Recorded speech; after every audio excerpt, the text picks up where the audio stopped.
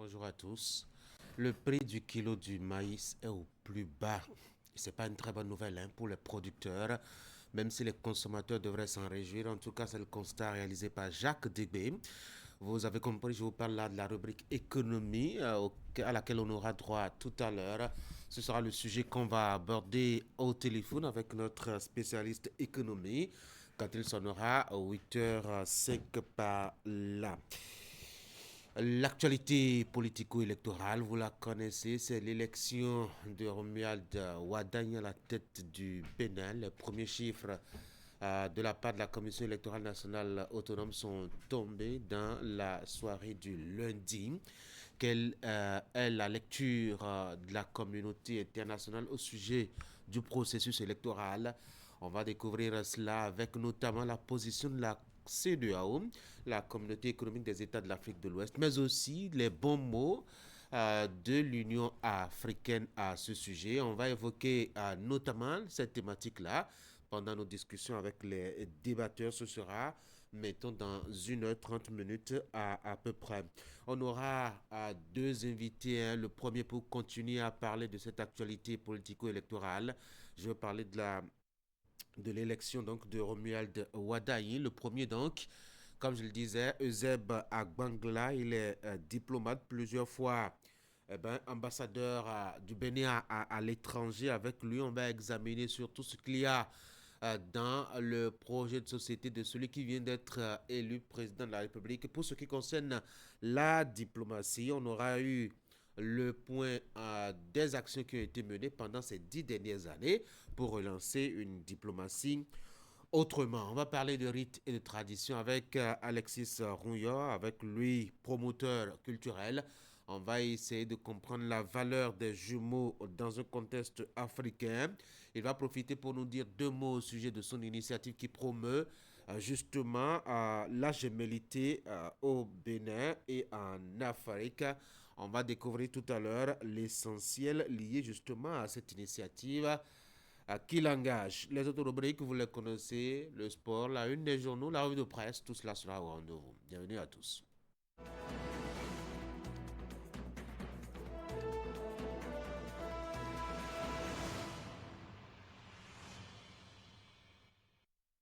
On va donc commencer avec la une des journées, notamment avec Fraternité pour démarrer cette une des journaux. Vote massif pour Wadaï dans la huitième circonscription électorale.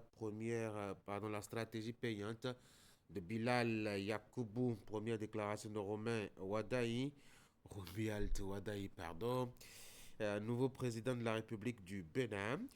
Présidentielle du 12 avril dernier, Wadaï en roue libre. L'opposition en déroute. Le message de félicitations du parti LD et de ses diverses institutions pour la protection des mangroves au Bénin quand la loi et les divinités locales convergent. Le matinal, grande tendance, la présidentielle du 12 avril 2026, c'est avec humilité que j'accueille ce résultat, a dit Romuald Wadaï pour sa première prise de parole en tant que président nouvellement élu à la tête donc du Bénin. Effondrement d'une galerie de paillage à Kousigou, montagne, plus d'une vingtaine de personnes disparues. D'après des témoignages, le Soleil Bénin Info, Wadaï, le choix du peuple, l'élan d'une nation, d'après donc l'analyse du quotidien. Voici Bénin intelligent, présidentiel du 12 avril, un peuple incroyable, attitré Bénin intelligent. Jack Pata, avec humilité, j'accueille ce résultat. Les premiers mots de Romuald Wadaï après les tendances provisoires. Le journal L'Informateur, les LD en audience demain, d'après les informations du quotidien Matin Libre, Wadaï plébiscité. Le journal revient justement sur les chiffres proposés par la Sénat. Le Télégramme. Déclaration de Romuald Wadaï, notre plus grande force réside dans notre unité nationale. On va aller avec le quotidien Le Meilleur. Romuald Wadaï s'est adressé au peuple béninois, a appelé le journal. Passons à l'info matin. Ce matin, coopération décentralisée. Abou Mekalami s'ouvre a de nouveaux partenariats avec la diaspora. On va voir ce que nous dit ce matin l'investigateur en manchette présidentielle du 12 avril 2026 au Bénin. Wadaï reconnaissant envers le mouvement de soutien de son élection. La nouvelle tribune, les regards sont désormais tournés vers la Cour constitutionnelle après les premiers chiffres proposés par la Sénat, la Commission électorale nationale autonome, le journal Le Patriote, revendication de la mobilisation ayant conduit à l'élection de Romuald Wadaï, parti et mouvement politique à couteau tiré. Selon la paternité de cette réussite-là, la tribune de la capitale, Romuald Wadaï s'adresse à la nation d'Abarou, fort taux de participation au scrutin du 12 avril, ces jeunes qui ont mouillé le maillot pour le sacre de Wadaï dans la 8e circonscription électorale. Fraternité pour la deuxième lecture, vote massif pour Wadaï dans la 8e circonscription électorale. La stratégie payante de Bilal Yakoubou, première réaction de Romuald Wadaï, nouveau président de la République. Présidentielle du 12 avril 2026, Wadaï en rôle libre, l'opposition en déroute. Les messages de félicitations de LD et de diverses institutions internationales pour la protection des mangroves au Bénin quand la loi et les divinités locales convergent. C'est un article découverte de fraternité à aller lire donc dans ces pages de la production de ce mercredi matin. Voilà ce qu'on peut retenir du tout rapide des informations à la une des productions de ce matin. Je vais vous proposer qu'on fasse un tour à la régie pour suivre certainement en boucle le bulletin d'information de ce matin, un bulletin qui va vous proposer les dernières informations liées justement à cette actualité politico-électorale. On va continuer à parler des résultats des grandes tendances proposées par la Sénat, la Commission électorale nationale autonome, au sujet de la consultation électorale du dimanche dernier. On va prendre divers avis et notamment consulter aussi les versions et constats d'acteurs intéressés par ce qui s'est passé dimanche sur l'ensemble du territoire béninois.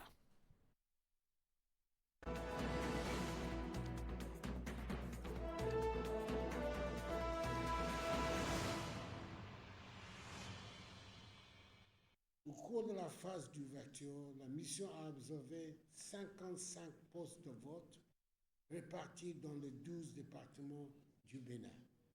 Dans l'ensemble, le processus d'ouverture s'est déroulé dans le calme et de manière ordonnée, avec une présence visible mais non intrusive des forces de sécurité dans la plupart des localités.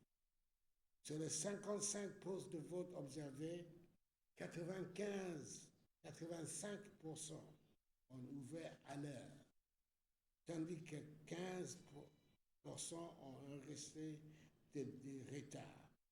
Les opérations de vote ont ainsi débuté entre 7h et 7h53. Toutefois, les observateurs ont relevé des cas isolés d'ouverture anticipée de certains postes de vote, en dehors de l'heure de démarrage prévue par la loi électorale.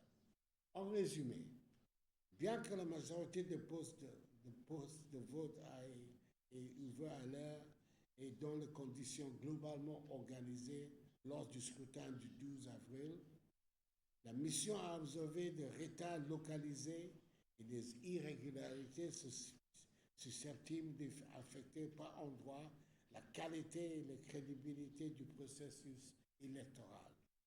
Ces dysfonctionnements, bien que ponctuels, sont manifestement en décalage avec les dispositions du cadre légal et réglementaire en vigueur.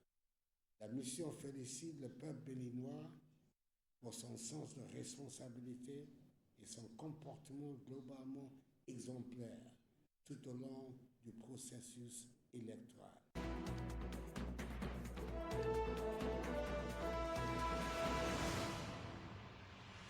Au vu des constats recueillis dans les localités observées, la mission retient que le scrutin présidentiel du 12 avril 2026 s'est globalement déroulé dans des conditions satisfaisantes d'organisation, de sécurité et de sérénité. La mission relève positivement la bonne préparation matérielle des bureaux observés, le respect de la durée légale du vote, le démarrage immédiat et public du dépouillement, ainsi que l'implication des institutions chargées de la supervision et du contrôle du processus. La mission souligne également que ce scrutin a permis d'éprouver dans les faits les réformes engagées en matière de système partisan et de code électoral. Les enseignements qui en découleront devront être analysés avec attention tant au regard des acquis constatés que des ajustements susceptibles de renforcer davantage la confiance dans le processus électoral. La mission d'observation du Conseil de l'Entente félicite la Sénat, la Cour constitutionnelle, la HAC, les autorités en charge de la sécurité et de l'administration territoriale pour leurs efforts conjoints en faveur d'un scrutin bien organisé. La mission remercie chaleureusement les autorités béninoises pour les facilités accordées ainsi que toutes les institutions impliquées pour leur disponibilité et leur sens du service public. Le Conseil de l'Entente réaffirme sa disponibilité constante à accompagner la République du Bénin dans ses efforts de consolidation démocratique, de cohésion nationale et de modernisation de sa gouvernance électorale.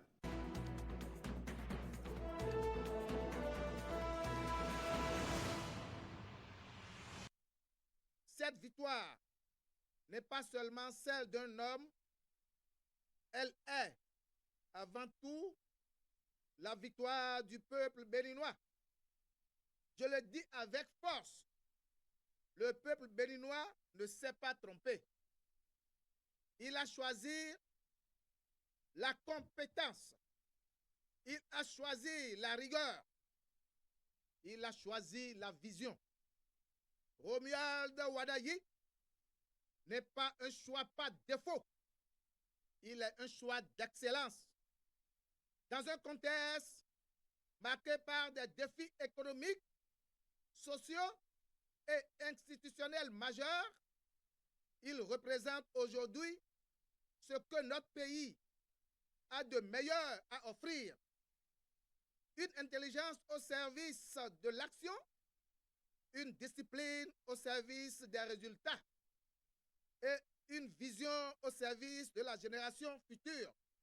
Permettez-moi également, en cet instant, d'adresser une reconnaissance appuyée au président Patrice Talon par son engagement, sa détermination et sa capacité de conduire les choses avec maîtrise. Il a su tracer le chemin du développement et préparer le terrain des avancées à venir. Une fois encore, félicitations, Monsieur le Président élu. Que Dieu vous guide, vous protège, vous inspire dans la conduite de notre nation.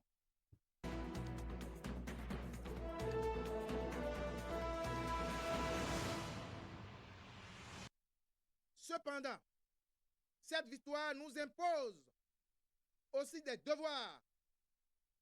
Elle nous rappelle la responsabilité collective.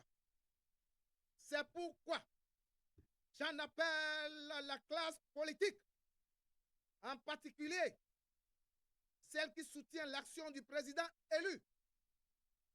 Nous devons rompre avec les vices qui minent nos rangs, les commémorages, les ragots, les cancans et les propos diffamatoires, comme l'a récemment dénoncé le président Joseph Fifame Tchouabénou.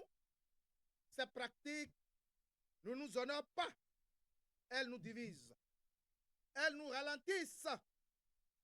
Je le dis détour. Romuald Wadaye n'a pas besoin de cela. Il a besoin de notre unité. Il a besoin de notre engagement total. L'heure n'est plus aux querelles inutiles. L'heure est la mobilisation générale. L'heure est la construction nationale. Unis, nous serons plus forts.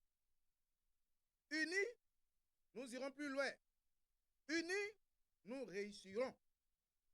Pour finir, je voudrais formuler une doléance à son Excellence, Monsieur le Président Patrice Talon.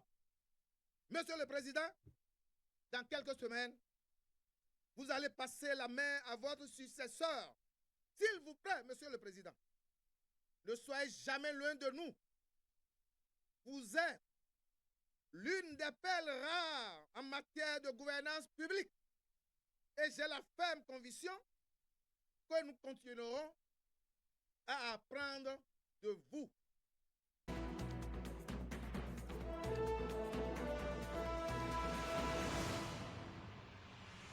Demain, l'Assemblée nationale du Bénin va faire 2 cérémonies en une. En effet, il s'agit de la présentation du discours d'investiture du nouveau président de l'Assemblée nationale à l'issue des dernières élections, donc pour la 10e législature, et l'ouverture solennelle de la première session ordinaire de l'année 2026. Ces 2 événements vont se faire en un seul événement, mais ces 2 événements totalement séparés.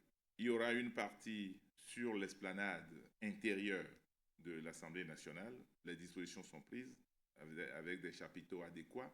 Les invités qui sont attendus, c'est les invités institutionnels. Pour des raisons internes, nous n'avons pas invité de personnalités étrangères. Donc les invités sont les invités institutionnels, les présidents d'institutions, membres du gouvernement, les anciens présidents de l'Assemblée nationale, les députés tout naturellement, le corps diplomatique, le préfet de l'Ouémé-Plateau, le maire,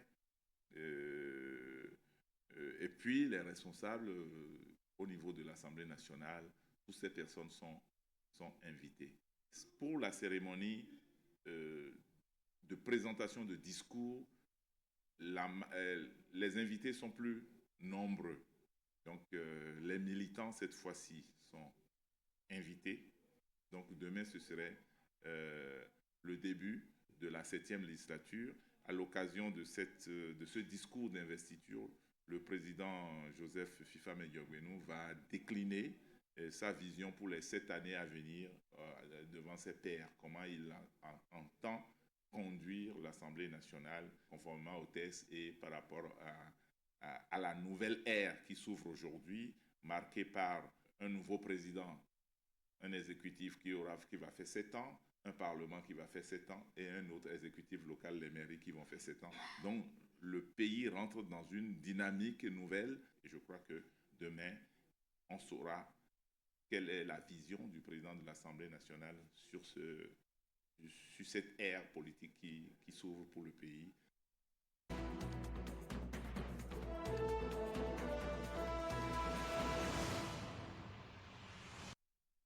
Plus de 100 représentants de cabinet d'Oudi ont répondu à l'appel de l'autorité de régulation des marchés publics. Cette rencontre pédagogique intervient suite à une évaluation du système de passation des marchés publics qui absorbe plus de 90% des ressources de l'État. Elle sert à outiller les participants sur le nouveau référentiel d'Oudi. Donc aujourd'hui, la question est de savoir comment on fait pour qu'il y ait une démarche méthodologique acceptable de tout le monde, qu'il y ait un carnaval que tous les intervenants dans les audits des marchés publics puissent respecter afin que nous ayons des rapports harmonisés et qu'il y ait des résultats satisfaisants. Dans le passé, nous rédigeons des rapports par moments qui sont contestés. Il n'y avait pas une harmonisation en matière de normes, des standards. C'est pourquoi aujourd'hui, nous sommes vraiment heureux de constater que dorénavant, nous disposons, ou du moins le Bénin dispose d'un référentiel en matière d'audit dans le cadre de la régulation des marchés publics. Un brainstorming sur la signification du concept de marché public et une présentation détaillée du référentiel par des experts sont les grandes lignes de cette session de formation. Selon les participants, la démarche doit être étendue pour une meilleure efficacité. Nos attentes, dans un premier temps, c'est de prolonger cette formation également à l'endroit des acteurs, c'est-à-dire les PRMP, les services de contrôle, les directeurs de contrôle des marchés publics, les acteurs qui opèrent dans le secteur des dépenses publiques. Démarrée le 9, la session a pris fin le 10 avril 2026. Elle est sanctionnée par la remise de 3 attestations, dont une au nom du cabinet d'audit et 2 pour ses représentants.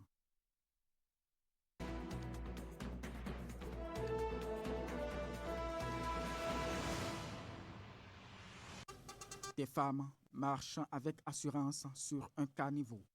Cette image apparemment ordinaire est pourtant révélatrice d'un changement majeur sur ce tronçon de Kokotomé.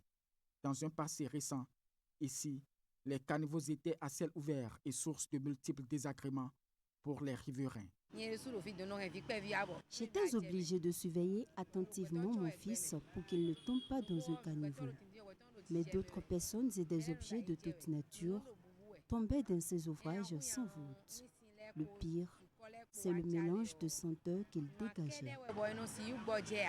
Ce changement observable également à Womé, Tankwe et dans d'autres quartiers est le résultat de travaux d'aménagement à grande échelle réalisés dans plusieurs arrondissements de la commune d'Abomey-Calavi, touchés par le phénomène des caniveaux à ciel ouvert. Le fait que c'est fermé désormais, ça évite les mauvaises odeurs et tout. À Cotonou, le constat est similaire. Dans la capitale économique, les travaux exécutés incluent non seulement les caniveaux sans voûte, mais également ceux qui sont délabrés. Cependant, les populations soulignent quelques fausses notes.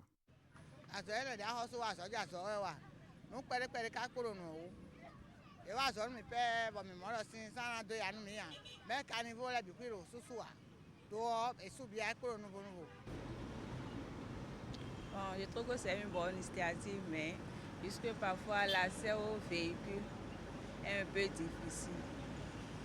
Bon, mis à part ça, c'est une bonne chose quand même. L'accès aux véhicules? Oui, en voulant descendre ou bien en voulant monter, c'est un peu difficile. L'opération de réhabilitation des caniveaux est toujours en cours dans certaines zones de Cotonou et d'Abomey-Calavi.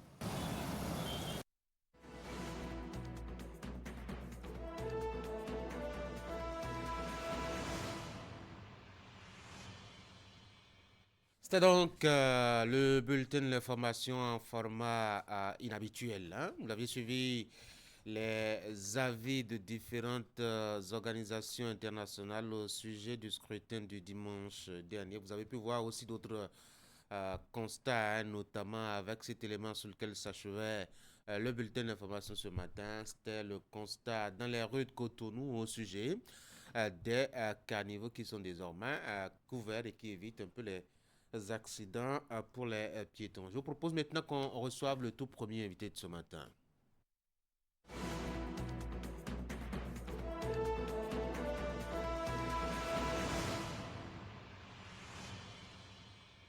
Je reçois en toute première position ambassadeur Euseb Bangla, diplomate, qui a été plusieurs fois ambassadeur du Bénin dans différents pays, le Bénin, le Danemark. Ambassadeur Abanga, bonjour. Bonjour. Merci beaucoup d'avoir accepté mon invitation. Désormais, vous êtes converti acteur politique, membre de l'Union progressiste, le Renouveau, c'est aussi ça. Hein? Tout à fait. Et vous aviez d'ailleurs pu faire campagne, notamment dans le cadre de la présidentielle dont les résultats ont été proclamés lundi dernier. Vous devriez être content de l'issue. Tout à fait, Monsieur Tanguy. Je voudrais vous remercier pour cette invitation que vous m'avez faite ce matin. Je suis totalement satisfait de ce qui s'est passé et des résultats provisoires qui ont été donnés parce que mon candidat a largement porté c'est une très belle victoire qui nous ouvre une nouvelle ère suite à la réforme du système partisan, comme vous le savez, qui a eu lieu dans notre pays, et surtout les élections générales qui prennent fin par cette élection présidentielle. Oui. Alors, au-delà peut-être d'être acteur politique, maintenant militant politique, en quoi est-ce que justement cette présidentielle intéresse un homme de votre profil? Vous savez que le futur président a abordé tous les secteurs de la vie nationale, y compris le secteur de la diplomatie, qui est celui qui est le mien, et je m'y intéresse. C'est pourquoi j'ai voulu, sur la base de ce qu'il a dit, échanger un peu aussi avec vous sur ces aspects-là, faire un petit bilan de ce que c'est que la diplomatie sous le président Talon, parce que beaucoup de choses ont été faites, de positifs quand même, qui méritent d'être soulignés et que nous puissions lever un regard vers l'avenir. Alors, premier élément qui pourrait intéresser, c'est une évidence, ça va être de la continuité, puisque le président qui est fraîchement élu l'a annoncé pendant sa campagne, il va continuer dans la droite ligne de son prédécesseur Patrice Talon en tant que diplomate. En quoi est-ce qu'au sommet de l'État, une continuité est une pertinence en diplomatie? D'abord, il faut dire que pendant les 2 mandats du président Patrice Talon, notre pays s'est affirmé de façon progressive comme un acteur respecté, écouté et même courtisé au niveau du concert des nations, tout à fait. Et je crois que c'est cette posture que le nouveau chef d'État, fraîchement élu, va maintenir et essayer de donner à notre pays sa marque de souveraineté, d'influence et peut-être d'ouverture dans le monde. Parce que, comme je vous l'ai dit, aujourd'hui, nous avons une affirmation telle que le Bénin compte désormais. Et je crois qu'il y a véritablement une pertinence parce que, vous savez, la continuité diplomatique est un gage de crédibilité à l'international. Ah oui? C'est un gage de crédibilité parce que cela permet de rassurer les partenaires sur la stabilité des engagements qui ont été pris par le précédent. Donc, ils sont rassurés. Et également, cela permet de ne pas procéder à des ruptures dans les projets de développement, de ceci de façon brutale et même quelquefois coûteuse dans les projets de développement qui sont en cours. Donc, c'est essentiel qu'il y ait cette continuité-là. Et mieux, je dois vous dire qu'en diplomatie, la confiance se construit dans la durée. La confiance se construit dans la durée. Donc, par conséquent, lorsqu'une vision est constante, celle du Bénin par exemple, eh bien, cela vous attire une crédibilité, une fiabilité et une prévisibilité au niveau des partenaires. Donc, vous avez plus d'investissement et plus de coopération animée avec votre pays. Voilà.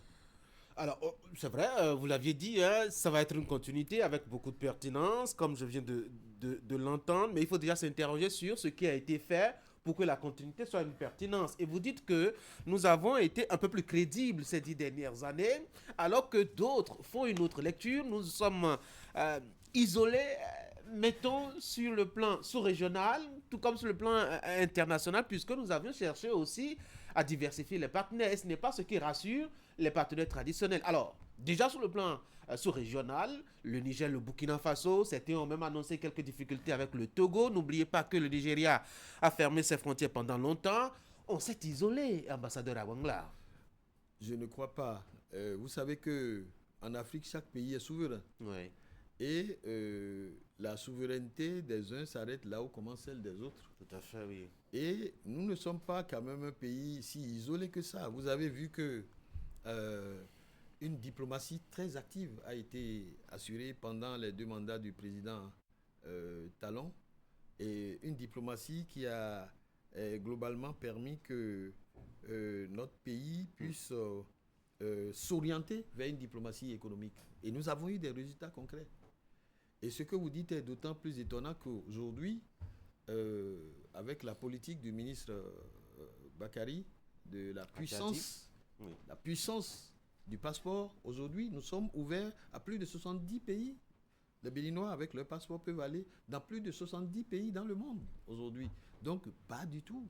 Pas du tout. Et dans la sous-région, c'est vrai, nous avons quelques difficultés avec des voisins. Oui, et j'allais demander, quand on n'est pas en bon terme avec ses voisins, comment on est en bon terme avec ceux qui sont un peu plus loin? Non, je voudrais d'abord dire qu'avec le Nigeria, c'est la lune de miel. Vous savez que dans le programme le projet de société du candidat, il est prévu d'opérationnaliser une zone économique spéciale avec le Nigeria. Et cela, bien avant ça, avec le gouvernement actuel, il y a un certain nombre de mesures qui ont été prises pour faciliter la coopération économique, commerciale et les échanges entre nos deux pays. Donc cela augure d'un lendemain très meilleur selon nous.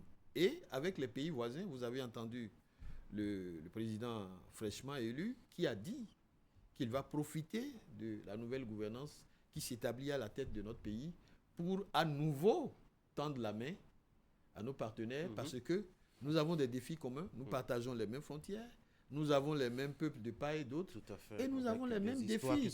Nous avons les mêmes défis dont celle prioritaire aujourd'hui est la sécurité à nos frontières.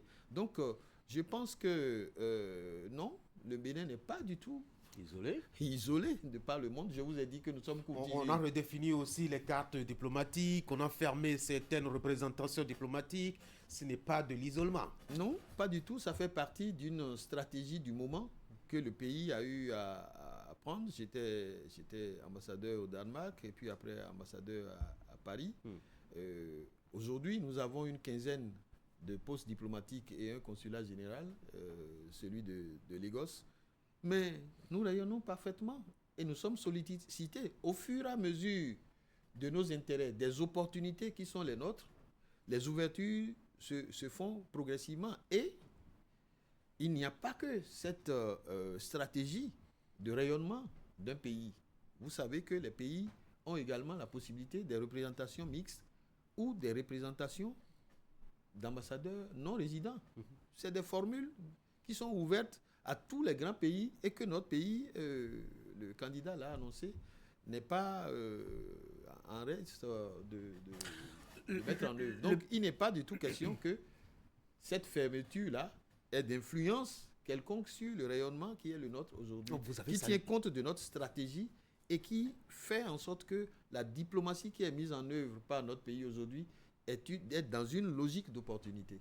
L'État, normalement, doit s'intéresser à tous les secteurs. On a vu notre diplomatie plus économique et vous l'aviez salué. Vous aviez parlé de résultats. Mais en quoi est-ce que c'est vraiment pertinent de mettre l'accent sur l'économie et rien que l'économie? Non, ce n'est pas tout à fait rien que ça, mais essentiellement parce que il est question d'assurer pour notre pays de mettre en place une diplomatie de développement. C'est ça. En réalité, il s'agit de faire de notre diplomatie un instrument stratégique de croissance. C'est-à-dire que, en d'autres termes, désormais, le Bénin a fait un basculement qui est centré sur l'économie. Et ceci est caractérisé par l'attraction d'investissements directs étrangers. Ceci est caractérisé par le positionnement de la destination Bénin comme destination d'affaires et également enfin la réorientation du rôle accru des ambassades comme un outil de prospection économique internationale au regard des priorités nationales de développement. Eh bien, cela a prospéré aujourd'hui. La diplomatie de notre pays a été réorientée depuis 2016 pour faire d'elle une diplomatie de mobilisation des ressources, une diplomatie de partenariat une diplomatie d'opportunité au service exclusivement de la transformation économique et sociale de notre pays. Et vous voyez les résultats aujourd'hui. Nous comptons et nous accompagnons le gouvernement, les deux ministères, le ministère des Affaires étrangères, le ministère de l'économie et des finances en charge de la coopération, qui ont ces leviers-là. Et vous voyez les démonstrations qui sont faites aujourd'hui. Voilà. Oui, et pour finir sur cette affaire donc, de repositionnement du Bénin, le Bénin qui a choisi de diversifier désormais ses partenaires. On est passé outre les partenaires traditionnels qu'on connaît, la France, les États-Unis, l'Union européenne, etc., pour s'intéresser un peu plus désormais à la Chine. Nos partenaires traditionnels ne devraient pas être très contents de nous. Et ça peut déranger, non? Non, la Chine a toujours été notre partenaire. Mais pas avec autant d'intérêt comme nous le lui manifestons aujourd'hui. Non, nous avons cherché au niveau du Bénin à diversifier les partenaires. Et chercher de nouveaux partenariats ne signifie pas le rejet des anciens. Et c'est une politique de diversification intelligente qui est faite pour que notre pays ne soit pas sous ascendance stratégique permanente, pour que nous puissions également avoir accès aux nouvelles technologies et aux nouveaux marchés. Et également pour que nous puissions renforcer notre capacité de négociation aujourd'hui dans le monde. Vous savez que nous sommes dans un monde multipolaire et rester dans un cercle restreint peut être une erreur stratégique. Et c'est pourquoi notre vision, la vision qui est celle du Bénin, s'inscrit beaucoup plus dans une logique de diplomatie d'opportunité. Donc, je ne crois pas. Nous avons noté, et vous l'avez vu dans le projet de société du candidat, ouvrir notre pays à d'autres partenaires. Ce n'est pas seulement la Chine. Vous avez vu. Tout à fait. Nous sommes en Asie, on a parlé du Vietnam. Il a parlé, nous sommes en Amérique latine, on a parlé du Brésil. Oui. Nous avons pas, on est au Proche-Orient. Les pays du Qu'est-ce qu'on va aller chercher dans des pays comme le Vietnam, par exemple? Mais écoutez, le Vietnam est l'un des grands pays de l'Asie, vous ne le savez pas. Ils ont beaucoup d'expérience en matière, dans le domaine agricole, dans le domaine technologique. C'est un pays asiatique en pleine évolution, dont l'expérience peut nous profiter. Et il s'agit pour nous, en dehors de la Chine, en dehors de l'Inde, en dehors de la Turquie, en dehors des partenaires traditionnels dont vous parlez, la France, les États-Unis, le Canada et autres, il s'agit pour nous d'aller partout où nous avons besoin d'avoir les moyens nécessaires à notre développement. Et vous avez vu, on n'est plus bloqué par quoi que ce soit, nous avons accès partout. Et cela nous permet aujourd'hui de nous positionner, comme vous le voyez là progressivement, dans le concert des nations, comme un pays d'influence. Et c'est ça. Et qui est ouvert partout au monde. Alors, Romuald Wadagne veut redéfinir la coopération avec les États voisins, notamment au plan sécuritaire. De quelle âme dispose-t-il quand on voit un peu le contexte assez tendu pour vraiment convaincre les partenaires? Lui-même, il a dit, les voisins ont du mal à croire en nous à cause justement de notre proximité avec certains partenaires qui les dérangent eux. Non, écoutez, d'abord, il faut saluer que le président Romuald Wadagne ait pris comme priorité le règlement de la question de bon voisinage avec nos partenaires avec lesquels il semble que nous avons des relations un peu difficiles. C'est une priorité. Il en a fait une priorité. Et vous savez que ce n'est pas les solutions ou les formules à utiliser qui ont manqué. Vous avez vu tout le temps la main tendue du président Talon et qui n'a pas prospéré à cause du comportement de nos partenaires en face. Cela ne nous a pas découragés, c'est ce qu'il dit.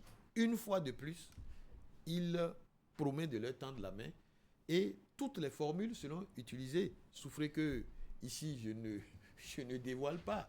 Il a évoqué cette volonté politique-là sera épluchée et nous allons utiliser toutes les voies qui vont nous permettre d'avoir une fluidité dans nos relations parce que, comme il a dit, nous partageons les mêmes défis aujourd'hui, surtout les défis sécuritaires qui n'arrange aucun de nos pays.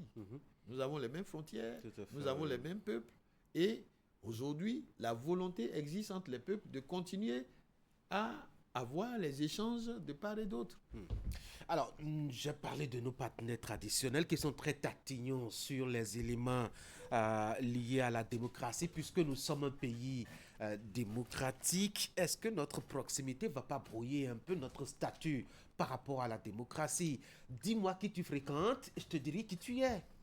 Non, pas du tout. Mais que dites-vous alors de la souveraineté de chaque État? Nous avons fait notre option, ils ont fait leur option, mais cela ne veut pas dire que nous ne pouvons pas avoir des possibilités de coopération entre nous. Nous avons tellement de choses sur lesquelles nous pouvons avoir à coopérer. Vous savez, le Niger, c'est pratiquement, leur prolongement, c'est au Bénin. C'est notre port qu'ils utilisent. Et jusqu'à aujourd'hui, cela se passe. Vous savez qu'il y a une autre filière qui a été créée aujourd'hui pour que leurs produits continuent d'aller à terme. Donc, pourquoi nous allons continuer de nous tordre le cou alors que nous avons une voie naturelle de coopération? Je ne crois pas que la volonté, lorsque une fois de plus, nous allons leur tendre la main, ne va pas exister de leur côté et que le meilleur sentiment ne reviendra pas pour permettre quand même que nous reprenions tout en fraternité notre vivre ensemble.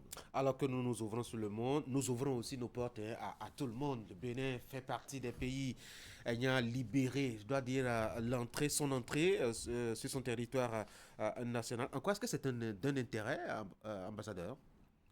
Non. Vous savez que dès son arrivée, le président Talon a demandé que tous les Africains puissent venir ici sans visa, au moins pour 90 jours.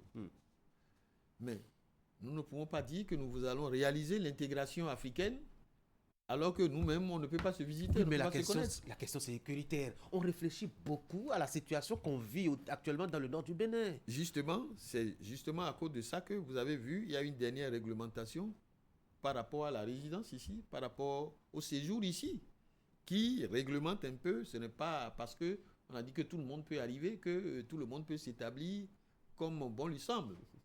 Et il y a une réglementation progressive qui est en cours, mais de manière à ne pas quand même bloquer l'arrivée ici. Nous sommes en train de nous ouvrir, de réaliser un certain nombre de projets ici pour attirer nos frères afro-descendants ou des autres régions du monde, dont l'Afrique, et nous devons gérer cela de la plus belle manière. Et c'est ce qui se fait actuellement par le ministère des Affaires étrangères, le ministère de la Justice et toutes les structures de notre pays qui ont en charge cette question-là, dont celle de l'immigration. Ambassadeur Amangla, un mot pour finir. Non, je voudrais vous remercier très sincèrement pour cette invitation et cette possibilité que vous m'avez offerte de parler un peu de la diplomatie, qui est un peu, après l'armée, une autre muette, parce qu'on n'en parle pas beaucoup, mais beaucoup de choses se font à ce niveau-là. Et beaucoup de choses ont été faites sous le président Talon en 10 ans. Et vous avez vu, l'espoir est permis avec le nouveau président pour que notre pays puisse s'inscrire définitivement dans un pays qui est respecté de par le monde, un pays qui va progressivement s'implanter dans le monde et un pays qui est ouvert au développement et avec la contribution de tous les partenaires. Comme vous l'avez dit, nous sommes en train de diversifier nos partenaires tout en conservant les anciens, tout en maintenant de très bons rapports avec nos anciens partenaires. Excellence, merci beaucoup d'être venu sur Actu Matin. Merci beaucoup. Très bonne journée à vous. Très bonne journée à vous aussi. Merci beaucoup. Mesdames et messieurs, on va passer maintenant à l'actualité des sports.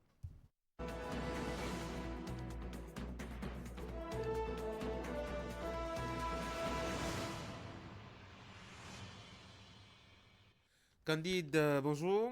Oui, bonjour. La fête se poursuit sur la planète foot en attendant donc les derniers matchs. Et là, je vous parle de Champions League. En attendant les derniers matchs, les premières équipes qualifiées pour les demi-finales sont connues. Oui, le Paris Saint-Germain et l'Atlético de Madrid. Le Paris Saint-Germain qui poursuit sa route vers la finale pour aller défendre son titre. Pendant ce temps, l'Atlético, lui aussi, a ses 2 derniers carrés se plaçant d'ores et déjà un club de Madrid aux portes de la finale ce mardi dans le cadre des 2 premiers matchs de cette étape des quarts de finale retour. Il faut le dire, l'équipe de l'Atlético de Madrid a été battue 2-1 par l'équipe du FC Barcelone, mais s'étant déjà rassuré au match aller avec un succès 2-0, les Colchoneros s'imposent sur l'ensemble de la double confrontation par 3-2 au Blaugrana. Une fois encore, le club métropolitain sort les Catalans à une étape importante d'une compétition d'envergure et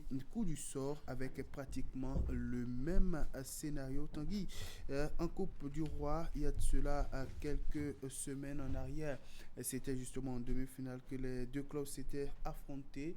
Victoire à l'aller pour l'Atlético de Madrid, victoire au retour pour le FC Barcelone, mais le FC Barcelone n'a pu accéder à la finale. Cette fois-ci, c'est à l'étape des quarts de finale que les 2 équipes se retrouvent, mais à l'étape des, il faut le dire, des quarts de finale de la Ligue européenne des champions. Et pratiquement le même scénario, le FC Barcelone qui rentre, l'Atlético qui poursuit l'aventure. L'Atlético qui aura été le bourreau du FC Barcelone cette année. Parce que ça lui ont coûté quand même, les Colchoneros lui ont coûté 2 trophées. Ouais. La Coupe du Roi, vous l'avez rappelé tout à l'heure, avec un cinglant 4-0 à l'aller, avec, je dois dire, cette difficulté des Blaugrana à défendre vraiment. Je crois que ça doit être la défense la plus mettons, fébrile. En tout cas, quand on voit les grands clubs aujourd'hui, la plus fébrile, avec beaucoup de buts encaissés, mettons sur tous les matchs liés à la Champions League, ils ont chaque fois encaissé et parfois au moins 2 buts, sauf hier par exemple. Donc on a cette fébrilité là qui fait que même quand ils marquent devant, ils ont toujours de la peine justement à garder leur avance. Et ça leur a d'ailleurs été d'une mauvaise expérience par le passé, notamment l'année passée, où quand même ils ont pu quand même faire l'essentiel vers la, mettons, dans la deuxième rencontre de demi-finale, mais ont été rattrapés encore au score. N'oubliez surtout pas le 3-3, je dois dire, à l'aller, qui a été quand même très difficile. On ne comprenait véritablement pas pourquoi est-ce qu'ils encaissaient autant. Je crois que s'il y a un problème à régler par rapport à cette équipe, c'est surtout à l'arrière-garde, pour voir un peu comment est-ce qu'il faut conserver les avances. C'est vrai que au début du match, on se disait que les Blaugrana allaient y arriver, mais bon, surtout avec les 2 premiers buts. Avec les 2 premiers buts avant les 30 premières minutes. Je crois que le deuxième but est venu à la 24e minute ou 22e minute, etc. Et on s'était dit que ça allait pouvoir se le faire, mais malheureusement, il y a un but qui est venu par derrière. Il y a vraiment cette difficulté à la défense qu'il faut régler. Un but venu par derrière. C'est justement Ademola Lookman qui a envoyé ce ballon au fond du filet de l'équipe catalane pour justement sceller la victoire, la qualification de l'Atlético de Madrid pour l'étape des demi-finales. L'autre équipe qui accède aussi à l'étape des demi-finales, c'est le Paris Saint-Germain, lui qui déroule face à Liverpool, victorieux au match aller 2-0. Les hommes de Luis Enrique récidivent au cours de la manche retour. Tanguy et s'ouvre grandement les portes des demi-finales. Ousmane Dembélé, le ballon d'or, a été celui-là qui a été la clé des Parisiens hier. Mais ça a été difficile pour lui pendant la rencontre parce que, comme à son habitude, et comme en Espagne, il a raté beaucoup d'occasions avant de finalement concrétiser. Mais ce qui est important, c'est le résultat à l'arrivée, 2 buts pour, mettons, les Parisiens qui désormais récoltent sur les deux matchs 4-0 face justement à Liverpool. On pariait hier que Liverpool n'allait pas pouvoir s'en sortir vu l'état de santé de l'équipe actuelle, etc. Donc on avait pas mal pronostiqué. Je crois que et quand on voit d'ailleurs la performance des équipes à ce niveau du tournoi, je pense que logiquement le PSG devrait remporter puisque ça fait beaucoup de pressing, ça fait beaucoup de diversification et puis ils ont une équipe avec des talents, mettons, multifonctionnels et qui peuvent jouer à plusieurs postes à la fois. Donc ça se relaie de gauche à droite, au milieu, etc., sans forcément que le niveau baisse. Et donc que je ne douterais pas que ce soit le favori, en tout cas ce club pour le titre cette année. Oui, de toutes les façons, l'équipe est celle qui est championne en titre actuellement pour justement cette compétition qui va se poursuivre ce mercredi avec les deux dernières affiches de cette étape des quarts de finale, retour de cette manche, retour des quarts de finale. 2 matchs à suivre ce soir à partir de 20h. Bayern de Munich qui va recevoir dans son entre le Real de Madrid, battu 2-1 à l'aller Tanguy. Pendant ce temps, Arsenal qui a été victorieux 1-0 au match aller sera justement à domicile ce soir pour accueillir l'équipe du Sporting Club de Portugal. Et il faut se méfier, je dois dire, de la Maison Blanche. C'est vrai qu'ils ont un retard d'un but et qu'en face c'est le Bayern qui ma foi est une machine à but. 2 à 3 buts par match régulièrement. Je crois qu'ils doivent être autour de 105-110 buts pour cette année, cette saison déjà. Donc c'est vraiment une machine à fabriquer des buts, certes, mais quand on sait que la compétition favorite du Real Madrid, c'est la Champions League. Il faudra véritablement se méfier, surtout quand on a vu l'intensité avec laquelle l'équipe a joué, notamment au match aller. Mais il y a une donne, même si on est un peu, ma foi, trop superstitieux. La présence de Kylian Mbappé n'a pas souvent porté beaucoup de bien à l'équipe. En tout cas, curieusement, c'est une coïncidence assez curieuse. Chaque fois quand il n'est pas là, l'équipe est solidaire, l'équipe défend, l'équipe s'investit. Et quand il vient, on a comme l'impression que les puisqu'ils, par exemple, ils ont aligné, je crois, 5 matchs, 5 victoires en son absence. Et puis dès qu'il est arrivé, ils ont enchaîné avec les matchs nuls et les défaites immédiatement. Bon, s'il est dans l'équipe pour le match de ce soir, je ne sais pas ce qui va se passer. En tout cas, on va prendre le rendez-vous pour 20h sur cette affiche entre l'équipe du Real Madrid et son homologue du Bayern de Munich à partir de 20h. Poursuivre cette affiche, rappelons que le Real avait perdu 2-1 au match aller et puis toujours à la même heure, Arsenal va recevoir son homologue du Sporting Club de Portugal. On reviendra demain par ici faire le point de ces deux différentes affiches et justement le point complet des équipes qui vont disputer l'étape des demi-finales. Loin de l'Europe, précisément en Tunisie sur le continent, les Amazones seniors du Bénin remettent le scénario de la trêve internationale de février 2026, battu 1-0 dimanche par la Tunisie.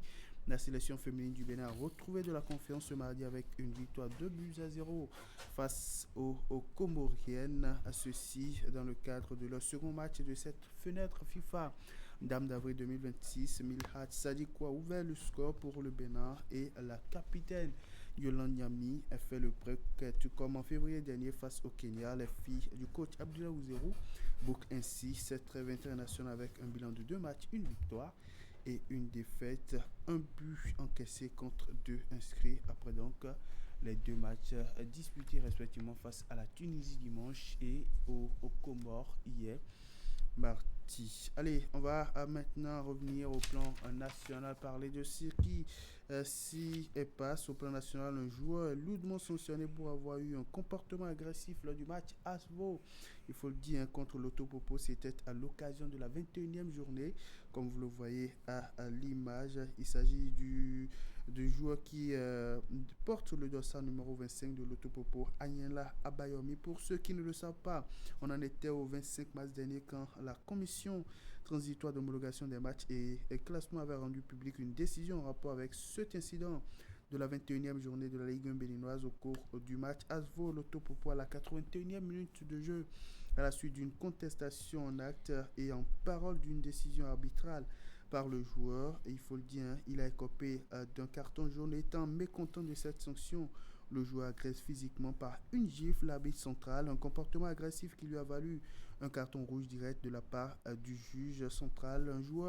Le joueur étant devenu de plus en plus furieux et inflige une deuxième gifle à l'arbitre avec qui il insistait pour en découdre. Il a fallu l'intervention de plusieurs de ses coéquipiers pour le contraindre à sortir de l'aire de jeu. Se basant donc sur l'extrême gravité des actes posés par le joueur. La commission transitoire d'homologation des matchs et classement avait décidé de lui infliger, en vertu des dispositions de l'article 82 du règlement du championnat professionnel, en ses alinéas 4 et 8, 2 matchs supplémentaires de sanctions à titre de mesure conservatoire, et il avait été suspendu jusqu'à l'examen de son cas par la CTSP. Et ce mardi 14 avril 2026, la commission des sanctions et pénalités a rendu public son verdict. Elle suspend le joueur jusqu'à la fin de la saison 2025-2026. Et donc, Ayala Bayomi ne va plus disputer de match jusqu'à la fin de la saison pour donc son comportement antisportif enregistré à l'occasion de la 21e journée de la Ligue 1 béninoise. On va rester avec la Ligue 1 béninoise pour parler de ce match déroulé hier dans le cadre justement de la 24e journée de compétition. Un match en retard disputé entre l'équipe de l'USS Kraké et son homologue de l'Auto pour un match sorti par score nul de 2 buts par tour. Et après donc cette confrontation entrant dans le cadre de la 24e journée, le classement il est actualisé. Le Coton toujours en tête, les Sobemap toujours deuxième au classement, et puis le Topopo le top 3 au classement, et puis au bas du classement la jeunesse sportive de Pobé est 16e, 17e place pour l'US Cavalier d'Adjé garde la dernière place au classement. Au niveau de la Ligue 2 béninoise, on a assisté à 8 différents matchs hier dans le cadre de la 23e journée de compétition. Les requins de l'Atlantique à domicile se sont inclinés 2-0 devant les policiers. Et Dynamique FC de Djougou s'est incliné sur un score de 1-0 devant Sita Tonga. Même score pour la victoire de l'Est Takuna devant Ria Sport de Parakou. 2-0 pour le Succès d'Adidja devant Beke. 2-1 pour la victoire d'avant Communist Sport devant l'Est Elite Sport. Ponté a battu par 2-0 l'équipe de la jeunesse athlétique de Ketou. 2-1 pour la victoire de Boa devant Dynamo de Parakou. Et puis Énergie et Jeffa ont partagé les points au bout d'un score nul et vierge. Un seul match restant justement pour dans le cadre de cette 23e journée. Et ce match va se dérouler cet après-midi à partir de 16h précisément entre Aziza Football Club et l'équipe d'Abeille FC et Tanguy. On va passer maintenant à la Ligue 3. La 14e journée de la Ligue amateur justement qui s'ouvre ce mercredi. 5 différents matchs programmés dans le cadre de cette 14e journée de la Ligue amateur de cette saison. Pour ces 5 matchs, l'équipe de l'AS Léopard va recevoir dans son entre l'équipe de la jeunesse athlétique de Misrete. Et Novi sera en déplacement sur le terrain des Ouédia Football Club. La jeunesse sportive de la Vallée va défier Tambour. La jeunesse sportive de Ouida va disputer les unités avec Étalon FC. Puis Abisport CFR sera la dernière affiche à suivre dans le cadre de cette 14e journée de la Ligue amateur. Et le classement avant ces différentes confrontations est dominé par Étalon avec 25 points comme tango différentiel de plus 1 point de moins pour la jeunesse athlétique de Misrete, deuxième au classement. CFS troisième avec 23 points comme Teles. Léopard 4e, 5e place pour Abisport.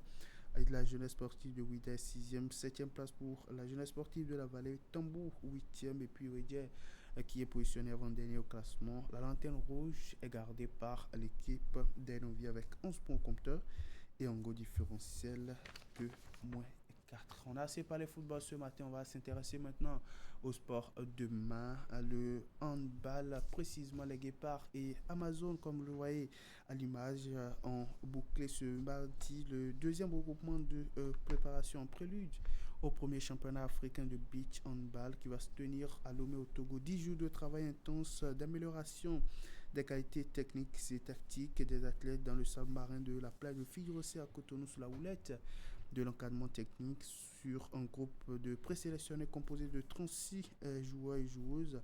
Au départ, l'effectif a été progressivement dégraissé jusqu'à 28 sur les derniers jours de cette étape de préparation. Donc 14 hommes et 14 dames, un stage marqué d'ateliers physiques, techniques et surtout tactiques spécifiques sur le beach handball. On va écouter ici le patron de l'encadrement technique qui revient sur le bilan de ce deuxième regroupement qui a connu son épilogue ce mardi.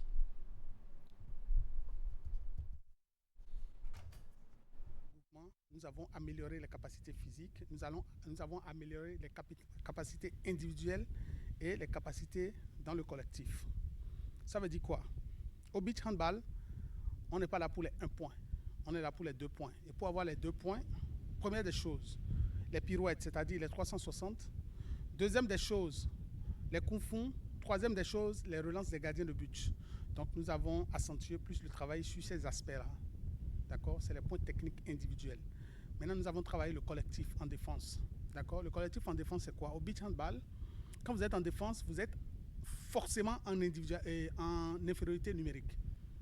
Parce qu'en attaque, le gardien de but, il sort, on fait rentrer un joueur qu'on appelle joker, qui est considéré comme le deuxième gardien de but, qui peut jouer sur le champ. Ça veut dire que l'attaque est en supériorité numérique. 4 en attaque contre 3 en défense. Quelle est la stratégie pour mettre l'attaque qui est 4 en difficulté? Et la stratégie, pour atteindre cette stratégie-là, il faut avoir du jus dans les jambes. Donc, on retourne toujours à l'amélioration des capacités physiques. Est-ce que vous voyez? Donc, c'est cette stratégie-là qu'on a mis en place. Si nous sommes en attaque et que nous sommes 4 en attaque, d'accord, quelle est la stratégie qu'il faut mettre en place, d'accord, pour que le jeu soit plus fluide, qu'on puisse trouver le joker ou mettre quelqu'un en situation de pirouette ou de coup fond. Donc, c'est des stratégies qu'on a travaillées. Une bonne circulation de balle pour fatiguer les défenseurs avant d'atteindre l'objectif.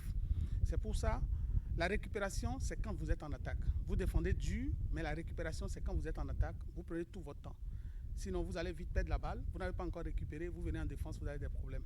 Donc voilà, c'est les aspects que nous avons travaillés. On a travaillé tactiquement sur le plan défensif, sur le plan offensif. C'est ce qu'on a fait et on a amélioré. On est toujours en amélioration des capacités physiques des joueurs et joueuses. Programme bien concocté, surtout suivi comme cela se doit pour une amélioration de la qualité des joueurs et joueuses. Et le groupe a désormais une avancée en ce qui concerne la maîtrise de certaines techniques clés, nous a confié le capitaine des Guépins handballeurs. Hier, je vous propose de l'écouter et de découvrir le contenu de la suite de la préparation. Je peux dire qu'il y a eu une nette progression. Par exemple, quand on prend la pirouette par exemple, beaucoup de joueurs n'arrivaient pas à la faire, mais au terme de ce regroupement, on peut dire qu'il y a une progression, une nette progression. On doit encore travailler beaucoup de choses. On doit beaucoup travailler sur la tactique individuelle et collective. Donc, il faut faire les derniers réglages forcément. Donc, jusque là, on ne peut pas dire que nous avons déjà tout vu. Non, il nous reste encore beaucoup de choses. Il y a une période d'affûtage là. Il faut faire les derniers réglages, les changements. Il y a beaucoup de choses à faire encore. Le reste du temps, il y a plus de temps de récupération. On va passer en temps d'affûtage. Donc quand les enfants vont revenir, les joueurs vont revenir le 16, le 17, on a 2 séances. C'est-à-dire on travaille en matinée et en soirée. Et au lieu de travailler 2 heures, on va passer à 1h30, 1h30. Le 18, on va travailler juste en matinée et la soirée, c'est en récupération. On va confier l'équipe au kiné, aux médecins là-bas pour gérer les petits soucis là-bas. D'accord. Le 19, on va travailler matin et soir. Mais c'est matin et soir, c'est la période réelle d'affûtage où la durée de l'entraînement est de 45 à 1 heure de temps, d'accord, pour permettre réellement la récupération. Et à partir au 21, une séance. 20, une séance. 21, une séance. Et les séances, c'est maximum 1 heure de temps. 16 au 21 avril 2026 pour la dernière mise au vert des Amazones et des Guépins en prélude donc à la compétition. Et cette nouvelle étape de la préparation va s'étendre jusqu'à la veille du départ de la délégation pour Lomé. Rappelons que la CAN de beach handball est prévue se dérouler, il faut le dire, du 23 au 28 avril 2026 à Lomé au Togo. Allez, Tanguy, on aura assez parlé sport ce matin, essentiellement foot et le handball en clôture. Merci beaucoup à vous, Candide, pour ce tour d'horizon de l'actualité des sports. Je vous souhaite de passer une très bonne journée. La semaine prochaine. Lundi prochain. Mesdames et messieurs, voici mon deuxième invité ce matin.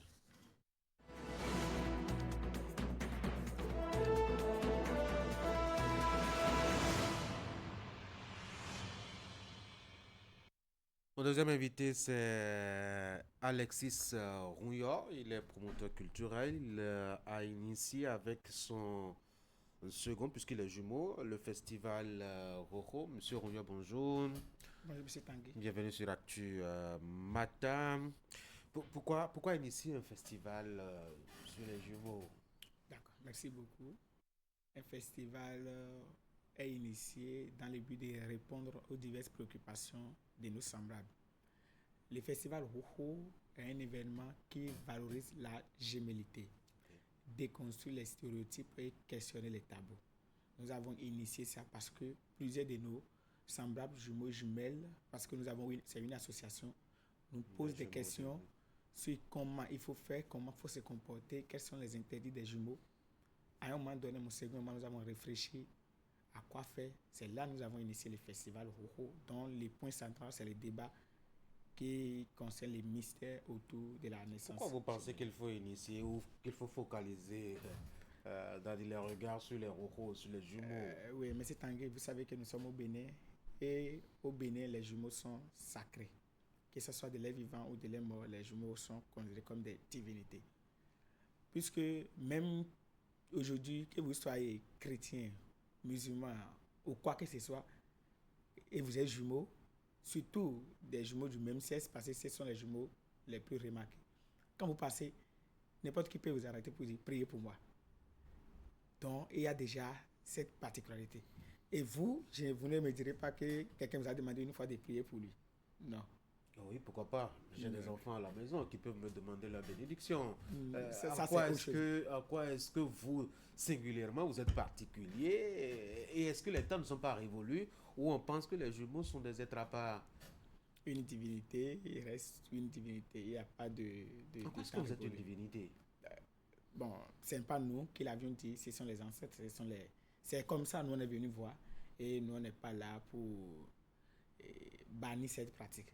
C'est là, c'est notre association, ça ne centralise pas trop sur les trucs endogènes, mais nous reconnaissons et on les fait savoir à nos jumeaux que nous sommes des êtres particuliers. Qu'est-ce que vous donnez de si spécial? Qu'est-ce que nous donnons de si spécial? Oui, pour que les gens vous prennent pour des divinités. Vous avez dit, on peut vous arrêter pour demander la prière. Oui. C'est quoi? Vous réalisez des miracles? Ça marche. Ah bon? Ça marche. Il est vrai que ce n'est pas nous-mêmes qui sommes des jumeaux. Quand on prie, ça marche. Et les ancêtres ou bien les aînés, on a l'habitude de dire, il y a un esprit qui travaille. Il y a plusieurs personnes qui nous arrêtent, prier pour moi. Sur les campus, on a constaté où exactement quand on dit d'accord, recevez la bénédiction des jumeaux. Il y a des gens qui nous voient pour dire, ah, les jumeaux, la fois passée, quand vous étiez venus chez moi, je vous ai demandé de faire ci, exactement, j'ai vu ici. On se souvenait quand on était au village, et notre grand-maman, avant d'aller à la pêche, elle nous demande de prier pour elle, il faut cracher dans ses mains. Et quand elle revient de la pêche, il faut savoir que notre poisson est plus gros plus que les autres. Donc ça marche vraiment. Si ça ne marchait pas, les gens n'allaient pas continuer, pas toujours promouvoir. Parce que même quand on revient au niveau du côté endogène, oui, il n'y a pas de divinité qui fonctionne sans les rojos. Toute divinité, avant que toute divinité ne fonctionne, il faut invoquer forcément l'esprit des jumeaux. Ah bon? Or, la divinité rojo fonctionne sans les autres divinités. Il n'y a pas de prêtre, Bokono ou bien Huno, qui peut faire quelque chose chez une divinité sans invoquer, sans dire Rojo Cabrico, il n'y a pas. Ça ne va pas marcher. Parce que les autres divinités, on ne les voit pas, c'est des esprits. Mais les jumeaux, ils sont physiques. C'est pour ça qu'on dit de les morts ou de les vivants. Oui. Le pire, c'est que quand un jumeau meurt, vous savez qu'on les représente au Bénin. Donc ça, c'est déjà une particularité. Or, ceux qui sont nés au singulier, on ne les représente pas. Non. Donc nous, on n'est rien. Nous, on n'aimait pas. On revient. Ah d'accord, vous ne voulez pas vous revenir.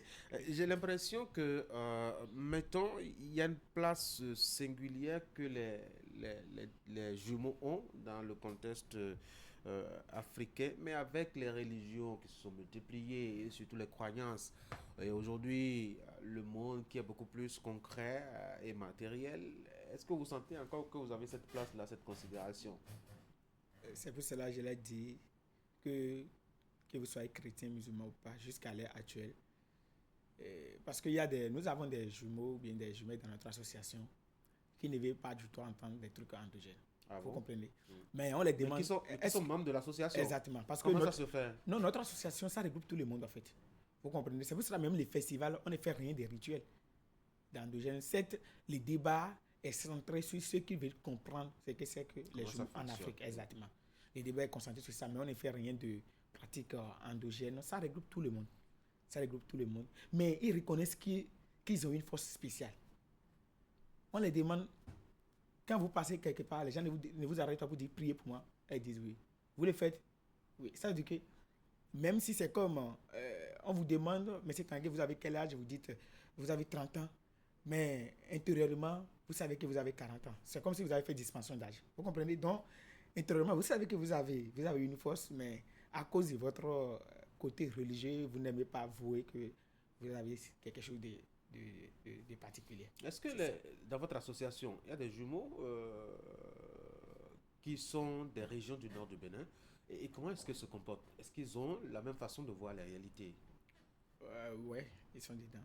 Notre association, même actuellement, ceux de Parakou sont en route pour venir pour les festivals. Ils sont en route. Donc, et ils ont la même conception du rôle du jumeau, de l'importance du jumeau? Oui. Vous discutez avec eux? On discute, on fait tout ensemble. C'est que quand tu es jumeau, toi-même, tu sais que tu es particulier par rapport aux autres. Parce que les autres viennent au monde seuls, mais vous êtes venus à deux.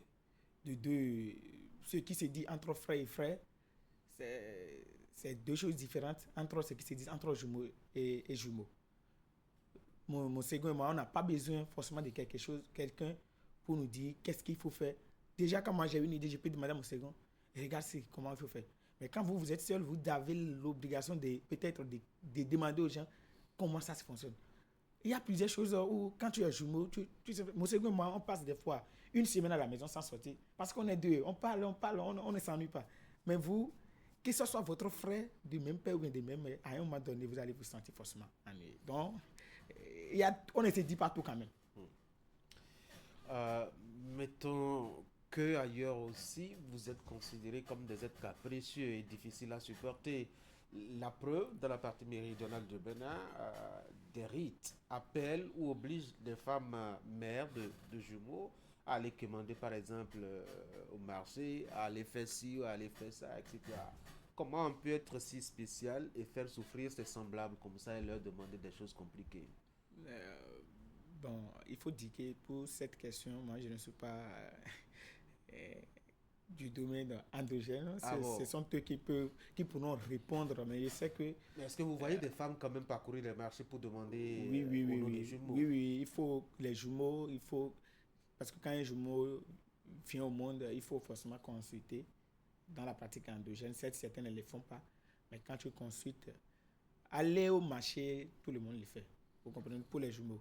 Certes, nous, par exemple, quand on était petits, on n'avait pas fait ça, mais quand on a grandi, il y avait des maladies. À un moment donné, mon second était malade. Donc, ils ont dit, est-ce que vous avez fait des cérémonies pour les jumeaux? Donc, nos parents étaient obligés à un moment donné de les faire. Vous comprenez? En quoi consiste votre festival, dans le fond? Le festival, comme je l'avais dit à l'entame, ça consiste à valoriser la gémellité. Et les points forts, c'est le deuxième jour, parce que le festival s'étend sur 3 jours. Sur 3 jours. Oui, le deuxième jour où on organise un débat sur le mystère qui entoure les jumeaux, où on invite un prêtre du phare, un sociologue et également une sage-femme. La sage-femme est là pour nous parler de l'aspect biologique, comment ça se fait, comment il faut garder la grossesse des jumeaux, quels sont les mystères. Elle va nous parler plutôt de comment ça se passe. Est-ce que les enfants qui viennent au monde seuls, comment ça se passe également avec les enfants qui viennent à deux, comment tout ça se gère. Les sociologues, l'aspect sociologique, comment ça se passe dans les autres pays et au Bénin. Et quand on vient au niveau du prêtre du Fa, c'est comment il faut se comporter. C'est le prêtre du Fa qui va beaucoup répondre. Exactement. Et les interdits. Les initiations. Exactement. Et cette année, pour panélistes, on a 2 prêtres du Fa, pour ne pas dire du monde endogène. Il y a Sa Majesté Togbe Edi et il y a le roi des jumeaux d'Aken Djeglo. Comme sociologue, nous avons le professeur Assobaremo et sage-femme Madame Aurélie Aïko. Ça va se passer comment cette année? Ça va se passer à la place de l'Amazone. À la place de l'Amazone, ça commence à 19h. Après le débat, il y a quelque chose qu'on organise, la Grande Nuit du Mystère. La Grande Nuit du Mystère, c'est un spectacle pour démontrer des comportements. Comme les gens ont l'habitude de dire, les jumeaux sont capricieux. Ce qui est sûr, nous avons une direction artistique qui travaille sur ces volets pour parler, pour faire une scène vraiment qui décrit un truc mystérieux sur la naissance. La singularité, la particularité. La particularité. Et après ça, on organise les concerts des artistes jumeaux. N'est pas jumeau, si tu n'es pas jumeau, tu ne peux pas monter sur le podium. Ah oui? Pour ces concerts, les artistes jumeaux, chorégraphes, danseurs, chanteurs, slameurs, ce sont eux qui sont en honneur le jour-là. Okay. Le jour de la grande nuit du mystère. Vous voulez révéler vos talents artistiques à Exactement. l'occasion. Les derniers jours, c'est les concours. Est-ce que ce n'est pas l'occasion d'exclusion? Si on ne peut pas monter sur scène avec vous, autant ne pas nous inviter aussi, non? Puisque nous ne sommes pas jumeaux. Vous allez faire ça entre vous, c'est pas mieux? En fait, vous savez, pour tout événement, il y a toujours de l'exclusion. Ok. Pour tout événement, les gens organisent des événements. Quand vous allez, surtout pour les événements communautaires, les festivals roses, c'est comme un événement communautaire, même si ça ne concerne pas une communauté. Parce que quand on parle de communautaire, déjà, du moment où ça centralise sur des données, c'est déjà communautaire. C'est uniquement les jumeaux qui sont en honneur. C'est un événement ouvert à tout le public. L'entrée, c'est libre et gratuite. Il n'y a pas de restrictions. Ça commence quand? Ça commence le 16 et ça prend fin le 18. Le 16, c'est caravane. On va faire ça à Calavi ici. Caravane, le match. Le 17, on sera à la place de l'Amazon pour les débats et la grande nuit du mystère. Et samedi, la grande finale du soirée de couronnement concours Mijumel. On va beaucoup manger? Non, ça, on ne donne pas à manger. Parce que vous voyez, quand un événement est public, on ne peut pas donner à manger tout le monde. Mais on ne prépare pour le jour. Vous ne donnez que les prières et les bénédictions. Exactement, on prie et ça marche. On va espérer en tout cas. Alexis Rouillon, merci beaucoup d'être venu sur mon plateau ce matin. Je rappelle que vous êtes avec votre second promoteur du festival Oro, puisque vous êtes jumeaux. Encore une fois, merci beaucoup d'être passé sur mon plateau. Merci beaucoup, monsieur. Allez, bonne journée. Merci. Mesdames et messieurs, je vais prendre mon téléphone et on va appeler Jacques Degbé de Parakou. Avec lui, on va parler de la situation concernant justement le prix du maïs. Voici la rubrique économie de ce matin.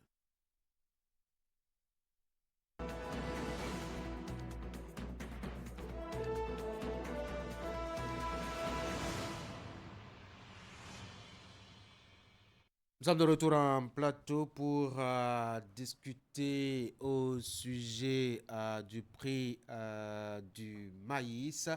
Sur le terrain, le prix est au plus bas possible. Nous apprend Jacques Degbé qui en parle d'ailleurs dans sa rubrique de ce matin. Jacques Degbé, bonjour. Bonjour Tanguy, bonjour Canada Bénin.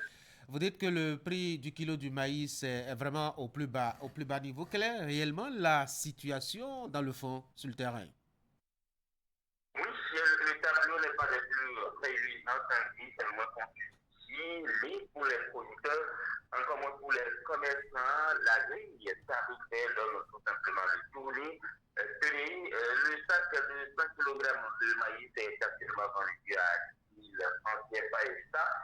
Est-ce que vous avez la chance d'être à Parakou, sinon dans les communes rurales, les communes telles que Boulanger, Ouassabé, Onko, Kouandé, Kalale ou encore Gogoulou, pour les citer que celle-là, la situation est encore beaucoup plus alarmante selon ces localités.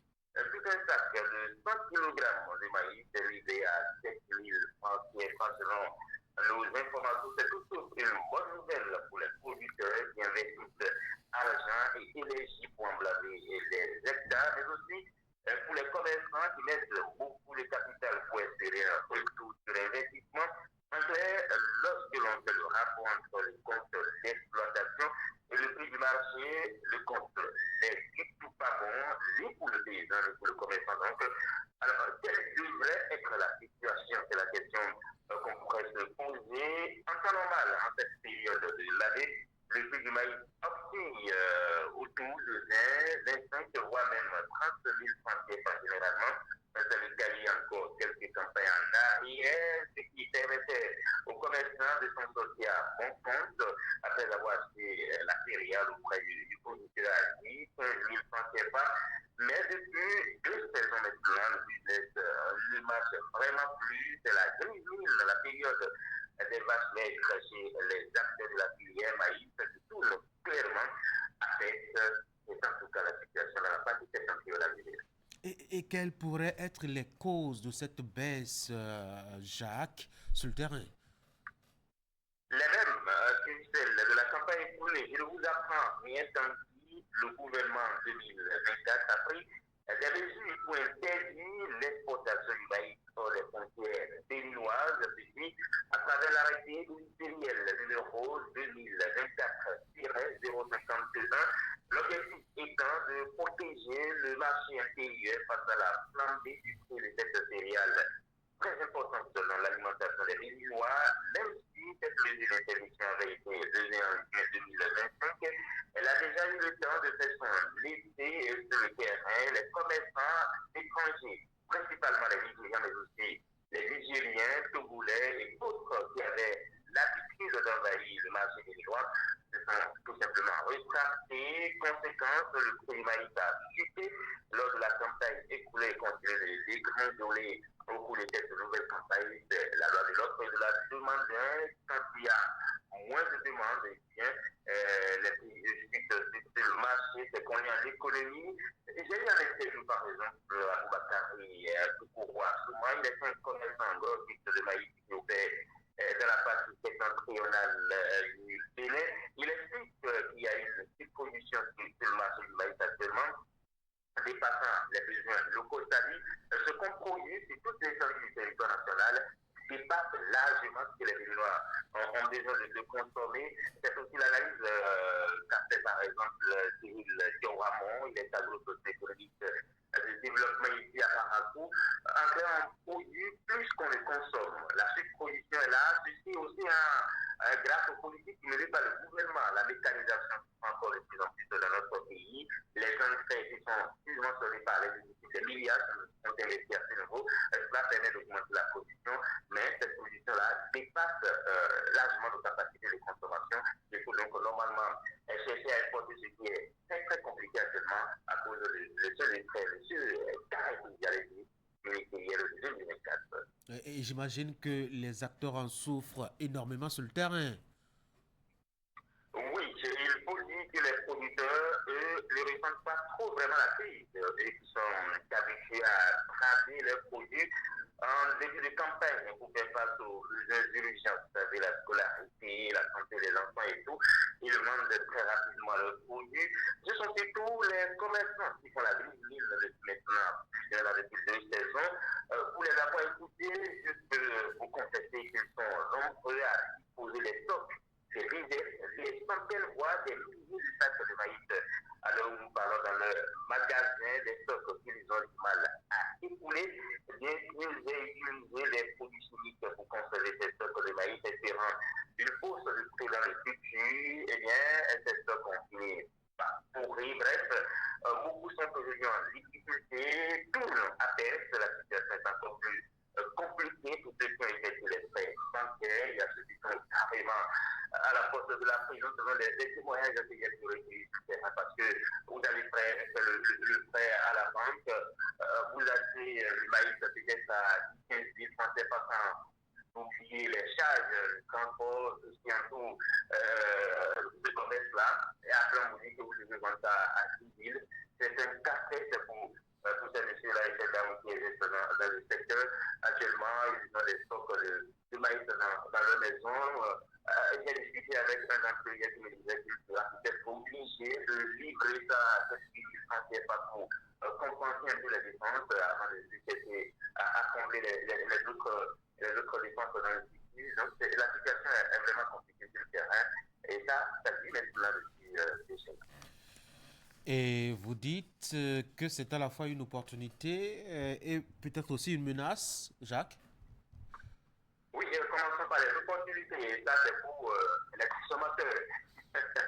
Actuellement, il y a le maïs partout. Vous avez le maïs à moindre coût. Il y a la pâte donc à la maison normalement. Donc, il faut aller chercher maintenant la sauce pour la consommer. Donc, les consommateurs ils ne s'en plaignent pas.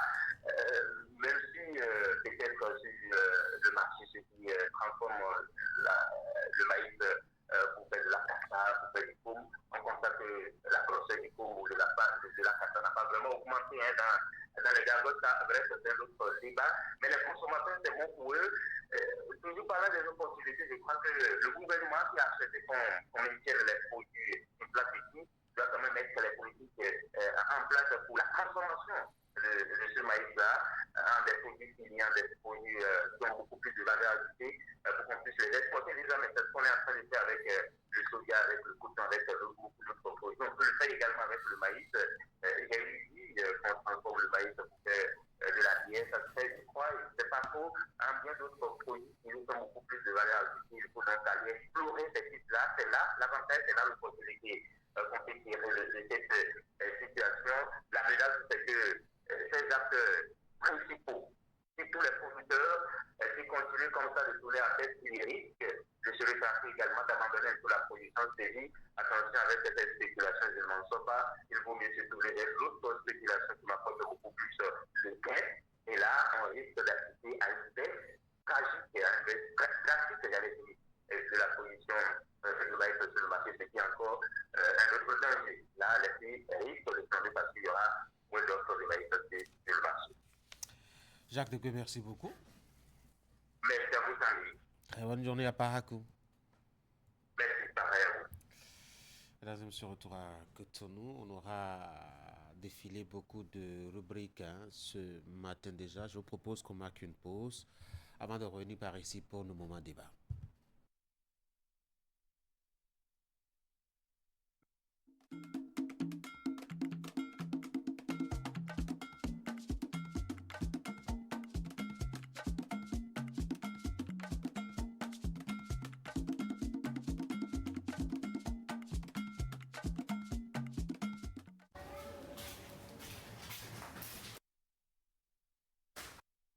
Nadine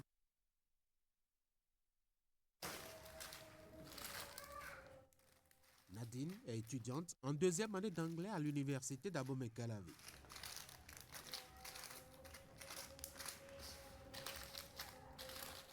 Depuis plus d'1 an maintenant, elle a décidé pour s'occuper de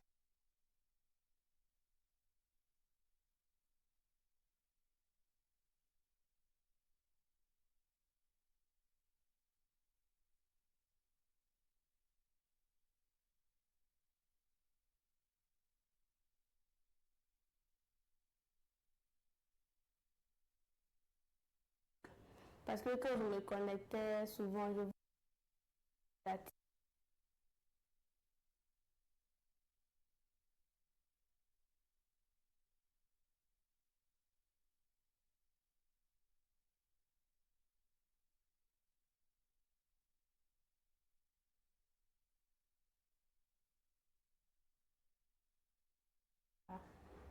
j'ai commencé. En découvrant les possibilités de faire des affaires en ligne, Nadine a décidé de se donner sa chance. Avec un petit capital de départ, elle se fait un stock de produits dont elle met les photos en ligne sur ses canaux digitaux d'information et de communication.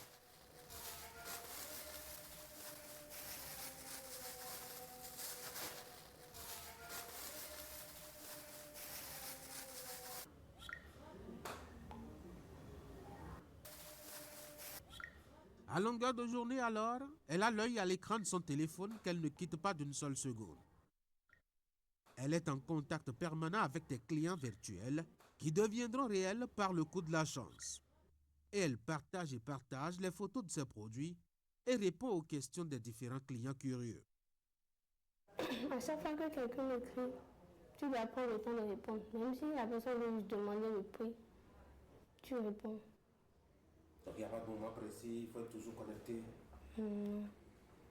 Pour réussir à décrocher un client, il faut écrire et parler des heures et des heures, vanter les produits, supporter des propositions indécentes ou accepter même des railleries pour à la fin ne rien vendre du tout. C'est aussi cela, vendre en ligne. Mais il arrive aussi des jours de chance.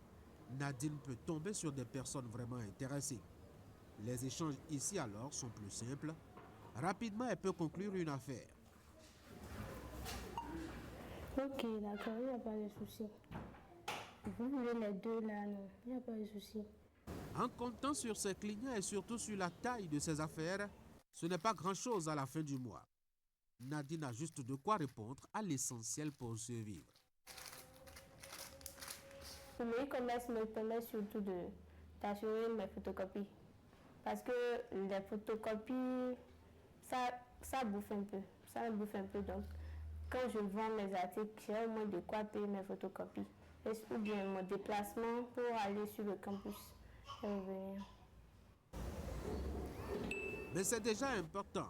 C'est pour cela que l'étudiant travaille à maintenir l'activité et surtout à rêver de la faire grandir. Mais pour le moment, il lui faut déjà une cliente pour la journée en urgence. À chaque jour, suffit sa peine en effet. Pour la livraison, ça va faire 500. Ça va faire 500 pour la livraison. Maintenant, vous êtes dans quelle zone exactement? Dans la zone de Malagretta.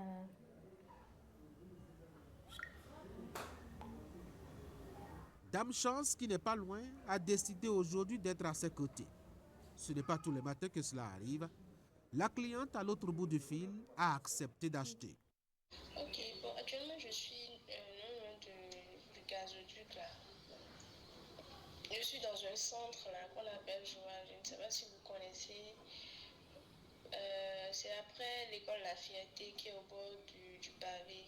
Déjà arrivé au niveau de La Fierté, si vous demandez c'est où Joal, les gens vont vous l'indiquer. Donc déjà si au plus déjà dans 45 minutes comme ça, vous pouvez déjà être là. Parce que c'est ça, je vais attendre avant de bouger en fait. Sinon en réalité, je ne suis pas vraiment dans la zone, j'ai juste fait un tour. Ok, d'accord, il n'y a pas de souci. Même déjà dans 10 minutes, dans 15 minutes, je serai là. Maintenant, arrivé là, je vais vous appeler. Je vais vous appeler une fois là. Pour des articles vendus entre 1000 et 5000 francs CFA, il faut espérer un bénéfice d'à peine 3 ou 500 francs CFA. Cumulé tout au long de la journée, cela donne une petite provision financière pour soulager les petits besoins d'une étudiante. Aujourd'hui, le e-commerce pour moi, ça m'aide vraiment. Ça m'aide vraiment parce que il n'y a personne pour te dire, bon, prends ci pour tes besoins, prends ça, ça c'est pour peut-être manger et tout ça. Donc ça me permet de survivre, de subvenir à mes besoins.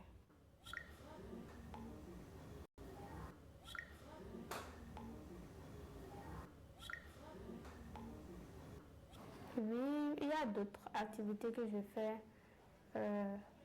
Par exemple, cette année, j'ai eu à faire des jobs.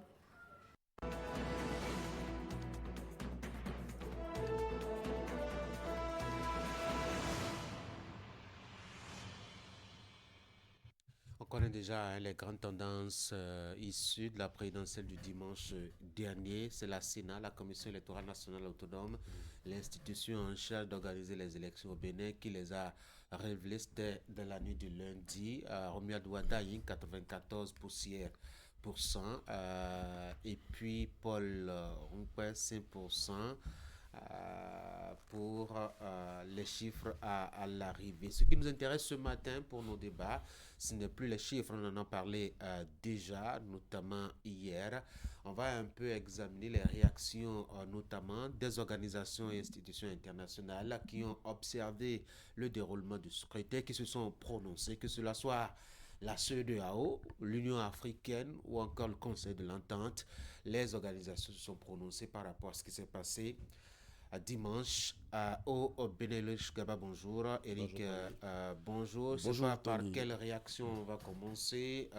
L'Union africaine, le riche, qui salue, je dois dire, un processus démocratique qui est allé à son terme avec beaucoup, je dois dire, de sérénité, de calme et surtout beaucoup d'espoir. Oui, c'est surtout la sérénité, le calme qui a été salué et je pense que c'est évident. Vous avez également suivi ce processus avec nous l'avons tous vécu ensemble. Et il faut dire que nous, dans la sous-région, depuis un certain temps, Le Bénin, comme les pays de la sous-région, sont souvent victimes de certaines situations malveillantes occasionnées, perpétrées par des personnes sans foi ni loi qui sèment la zizanie, la désolation, la terreur partout où elles passent. Et nous disons merci à toutes les divinités, à Dieu et à tout ce que l'on peut interpeller pour nous accompagner, parce que de toute évidence, tout s'est déroulé dans le calme. Et même entre citoyens, malgré les tensions apparentes qu'on ressentait quelques mois avant les élections, surtout dans la période où on a vu cette crise avec le parti Les Démocrates, on se disait comment allaient se dérouler ces élections, mais on se rend compte qu'au-delà de tout, le vivre ensemble, la cohésion nationale a pris le pas sur tout. Eric, qu'est-ce que vous avez retenu dans la note de l'Union africaine? D'abord, c'est la satisfaction qu'il manifeste justement à l'endroit de tout le processus et la façon dont tout ceci a été organisé. À cela s'ajoute le climat dans lequel les élections se sont déroulées.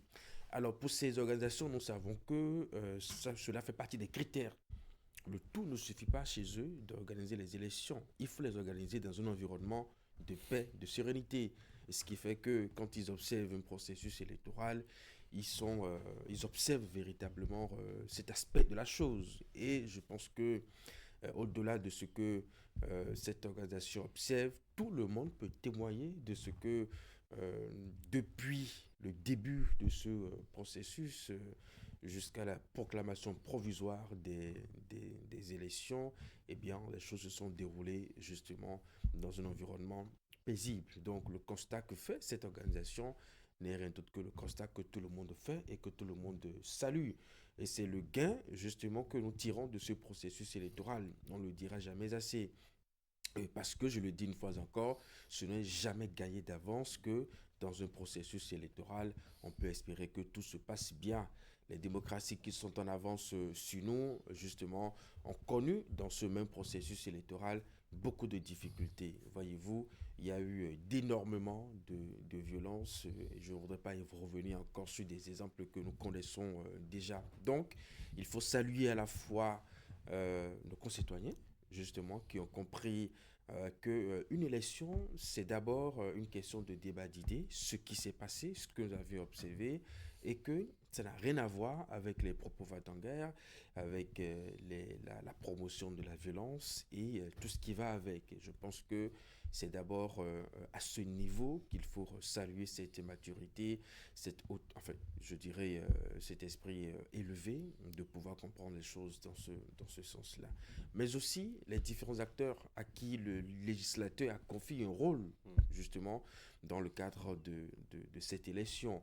La Sénat, l'ANIP, voyez-vous, par exemple, que ce qui pouvait créer des poches de frustration, par exemple, ce sont les difficultés d'identité. On n'en a pas observé, en tout cas, beaucoup pour le cas de cette élection. Ça veut dire que l'ANIP a pu anticiper en permettant à chaque citoyen d'avoir son nom bien écrit de façon correcte dans le centre de vote indiqué. Et donc, cela n'a pas amené nos concitoyens à se plaindre outre mesure de ce que, voilà, leur nom, ils doivent voter à ce niveau et que leur nom s'est retrouvé à 3 à 4 km d'eux.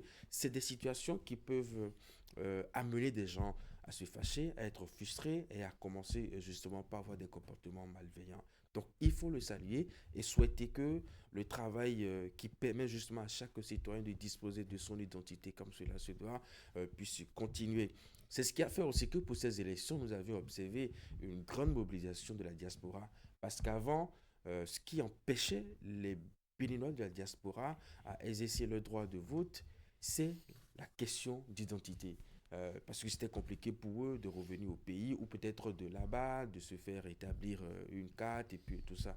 Aujourd'hui, eux-mêmes l'ont témoigné, c'est accessible, c'est facile et donc ceci a pu les amener véritablement à se mobiliser et puis à exercer le droit civique. Et puis enfin la Sénat qui nous a, je dirais, étonnés parce qu'on se disait après l'étape du 11 janvier, on allait peut-être encore vivre pire que ce qu'on avait observé la dernière fois. Et donc tout s'est bien déroulé, le matériel a été acheminé à temps parce que quand à chaque processus, un maillon de cette chaîne manque à son devoir, c'est une raison de révolte, c'est une raison de frustration, voyez-vous. Donc, vous voyez que quand chaque acteur joue son rôle, eh bien, tout se passe bien. Parce que les retards que nous avions je dirais, observés la dernière fois, a pu amener des gens à se plaindre, a pu amener des gens vraiment à ne pas se sentir bien dans le pot, a pu amener des gens à me penser que ça a été fait exprès, voyez-vous, pour favoriser un camp au détriment de l'autre camp. Voilà. Donc, je pense que cette fois-ci, la question a été réglée, le matériel a été déployé à temps et les Béninois ont pu avoir accès à leur centre de vote, à leur bureau de vote pour voter normalement. Et le vote s'est déroulé dans cette journée-là aux heures indiquées. Donc, je pense que là-dessus, il y a de quoi que ces structures, ces organisations qui sont venues, que ce soit d'ici ou d'ailleurs, observer le processus électoral puisse donner un satisfecit. Je dis tout ça parce que il nous arrive très vite de voir ces structures, ces organisations en complice avec le pays qui organise une élection. Le Conseil de l'Entente est aussi resté dans cette droite ligne, de remarquer qu'il y a un scrutin, en tout cas un processus électoral relativement apaisé et qui n'a pas eu grand incident. Oui, en fait, à chaque élection, vous savez, la première chose que la communauté internationale observe, c'est le climat d'organisation des élections. Est-ce que il y a des tensions? Est-ce qu'il y a des frustrations sur le terrain?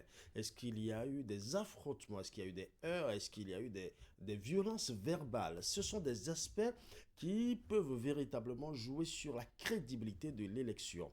Et vous voyez, surtout quand cet aspect est bien pris en compte et qu'on n'observe pas des problèmes de type majeur, bien évidemment, sur le terrain, on peut se dire que relativement, c'est ça. Parce que l'essentiel, c'est de permettre aux citoyens, c'est-à-dire à l'électeur, d'aller faire accomplir son devoir civique en toute quiétude. Parce que si déjà je sais que le bureau de vote est peut-être assailli par des militaires, est peut-être assailli par des militants de certains bords politiques, ou peut-être il y a des affrontements d'une certaine manière, ou des affrontements encore verbaux sur le terrain, le citoyen qui va là-bas n'est pas à l'aise pour accomplir son devoir civique. Donc je pense que c'est l'élément fondamental qu'il faut d'abord regarder. Donc vous voyez, quand vous suivez les observateurs, ils mettent tous d'abord l'accent sur le climat, l'ambiance qui a prévalu durant ce processus électoral. C'est bien évidemment, il y a d'autres aspects qui entrent en ligne de compte, que d'autres observateurs ont fait ressortir. Il y a certaines irrégularités que certains ont fait ressortir,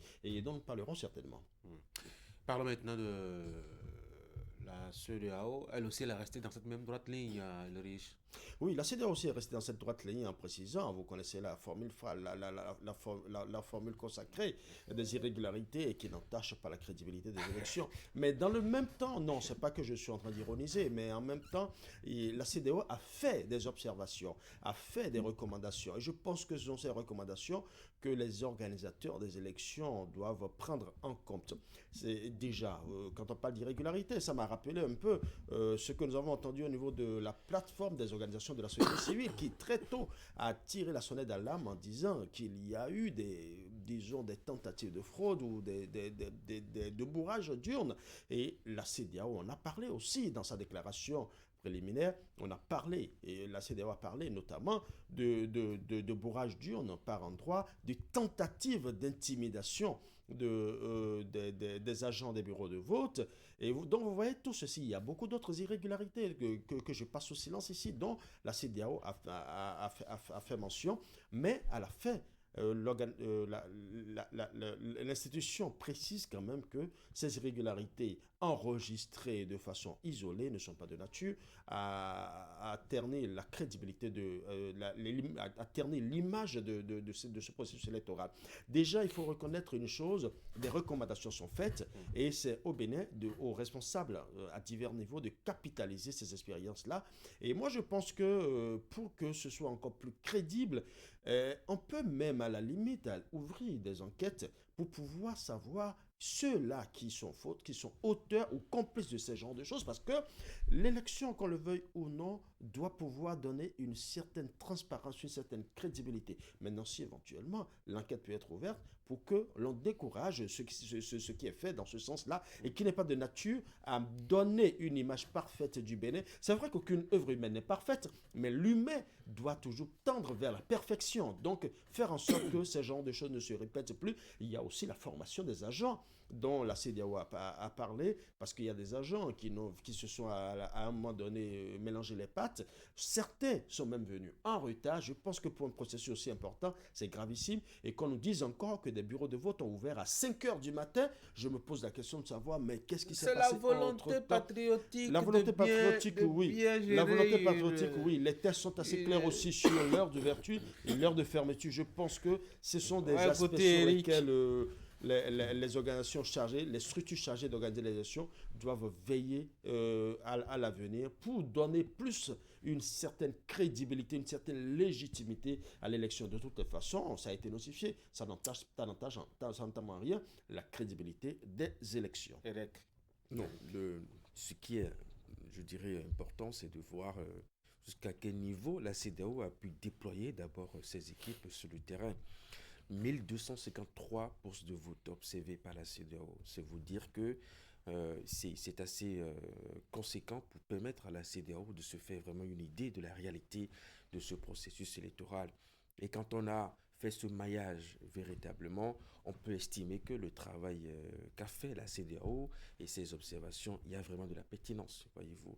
Et donc, il y a quand même cette phrase qui résume de façon globale tout le processus électoral. La CEDEAO dit que sur l'ensemble du territoire national, le processus électoral a été relativement acceptable, voyez-vous. Alors, quand on le dit comme ça ne veut pas dire que sur toute la ligne, le processus a été à 100% correct, voyez-vous. Parce qu'il faut toujours partir d'un échantillon et voir ce qu'on a pu observer comme insuffisance et maintenant mettre tout ceci dans un ensemble global pour apprécier. Je vous l'ai dit. Est-ce qu'on me dira que l'élection par laquelle Bassirou Diomaye Faye a été élu est un processus qui n'a pas été transparent, bien que nous savons tout ce qui s'est passé comme violence, comme ceci, bien comme cela. Donc, on essaye de garder l'œil sur ce qui n'a pas pu marcher, hein, et on demande à ces pays de modifier, de changer pour qu'à l'avenir, on puisse véritablement ne pas commettre les mêmes erreurs. Donc, je dirais, c'est la philosophie qui gouverne ces missions d'observation qui arrivent dans les États pour travailler. Voyez-vous, ils ne sont pas des missions d'observation je dirais, pour mettre un pays dans un tribunal et le juger. Donc, je pense que les mots utilisés... Je crois que dans sa démarche, ne l'a pas dit. Hein, il non, n'a pas dit qu'ils étaient là au tribunal. Je ne répondais pas non plus. Je ne répondais pas non plus. Observations. Je ne répondais pas non plus à l'URICH. En réalité, c'est de rappeler je dirais, la forme dans laquelle ces missions d'observation travaillent généralement. Parce qu'une fois encore, c'est vite arrivé que ces missions d'observation soient jugées de complices pour un processus électoral sans connaître justement le fondement dans lequel ces structures travaillent. Donc, il y a la CEDEAO qui a salué les bonnes pratiques justement dans ce processus électoral. L'utilisation de la technologie, voyez-vous, la CEDEAO a estimé que c'était pas en avant et qui permet justement à ce processus d'être crédible. La CEDEAO a donné des exemples de l'ANIP et de la Sénat qui ont pu utiliser les technologies pour véritablement organiser ce processus électoral-là. Non, moi je dis que tout ce que la CEDEAO a pu observer comme mauvaise pratique et que l'URICH a évoqué, ce sont des faits justement qu'il faut documenter par nos structures et appliquer les tests justement, parce que le législateur n'a pas que prévu le bon fonctionnement d'un processus électoral. Il a prévu que quand on observe un dysfonctionnement, quand on observe, je dirais, une infraction relative à un processus électoral, il a prévu ce qu'il faut faire. Et j'ai lu aussi, même je dirais, cette fois-ci, c'est du côté de la plateforme des OSC qui demandait dans les recommandations que les infractions relatives à un processus électoral soient appliquées pour décourager justement ces personnes qui, je dirais, qui n'appliquent pas les bonnes méthodes dans une élection, parce que tout le monde n'est pas animé de bonne foi dans un processus électoral. Voyez-vous, on ne peut pas aller interroger non plus la moralité et la conscience de toutes ces personnes, justement, qu'on a mobilisées pour jouer un rôle dans une élection. Donc, ça part aussi de là pour qu'un processus électoral soit véritablement crédible. Une fois qu'on a constaté ça, qu'est-ce qu'on fait? Et s'assurer que les structures qui sont en charge de l'organisation d'une élection appliquent véritablement ces dispositions-là. Merci, chers messieurs, pour vos contributions ce matin. Il faut dire que les différentes missions qui ont observé les élections à Cotonou et sur l'ensemble du territoire national ont fait chacune à leur niveau leur marque et l'ont versé donc dans des communiqués passés à la presse. Il y a eu de bonnes choses, faut-il le reconnaître. L'implication de la technologie, mettons, dans l'organisation pour l'efficacité, mettons, du scrutin, cela a été salué par les organisations, donc mission d'observation et autres sur le terrain, ce qui est à l'actif du Bénin. Et ces missions aussi fait observer quand même qu'il y a eu quelques difficultés par endroit, des votes qui ont démarré à 5 heures, des votes qui ont démarré ça et là. Je crois que la plateforme des organisations de la société civile avait aussi fait remarquer qu'il y a eu à certains endroits quelques éléments de bourrage d'une, etc. D'ailleurs, les missions sont revenues aussi largement là-dessus. Ce qu'on va espérer, c'est surtout que ceux qui ont été auteurs, je dois dire, de ces actes-là puissent quand même en répondre devant la loi afin d'éviter désormais de jeter, je dois dire, de mauvaises choses sur l'image du Bénin, parce que ça ne porte pas forcément une crédibilité au processus électoral. Et puis le processus électoral qui est quand même, je dois dire, la conjugaison de beaucoup d'efforts de différents acteurs. Il ne faudrait pas que certains s'isolent et justement entachent tout ce que les autres ont fait à ce propos. Chers messieurs, bonne journée. Merci. Mesdames et messieurs, c'est la fin de cette émission. Merci d'avoir été là. Ce fut un plaisir de vous avoir servi la matinale du lundi à ce matin. Je vous souhaite de passer une très bonne journée. Mon équipe va vous retrouver lundi matin à partir de 7h. D'ici là, vous prenez soin de vous et vous promettez surtout de rester fidèle au programme de Canal 3 Bénin.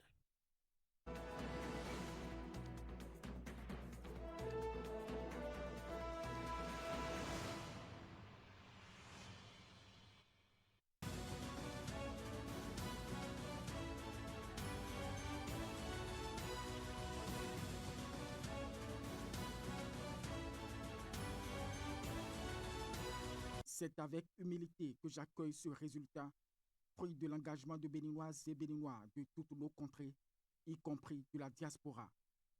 Mesdames et messieurs, bonjour. Ce sont les premiers mots de Romuald Wadani qui rapporte le matinal au lendemain de la proclamation des grandes tendances par la commission électorale, donnant sa victoire à l'élection présidentielle du 12 avril 2026, s'est adressé à la nation dans un message empreint d'humilité et de reconnaissance. Saluant le professionnalisme des institutions électorales ainsi que le sens républicain de son challenger, il a placé son mandat sous le sceau de l'unité nationale, du consensus et de la continuité des réformes engagées, réaffirmant sa volonté de bâtir avec tous les Béninois un pays moderne et solidaire.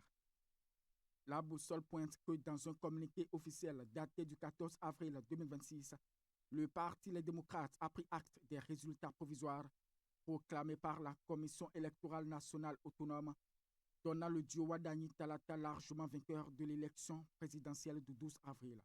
Bien qu'exclue du processus électoral, la formation politique de l'opposition a adressé ses félicitations républicaines au nouveau président élu, en insistant sur son attachement aux valeurs démocratiques et à la paix.